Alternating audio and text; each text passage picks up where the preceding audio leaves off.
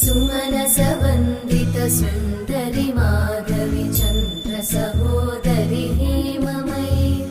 मुनिगणवन्दित मोक्षप्रदायिनि मञ्जुळभाषिणि वेदनुते पङ्कजवासिनि देव सुपूजित सद्गुणवर्षिणि शान्तियुते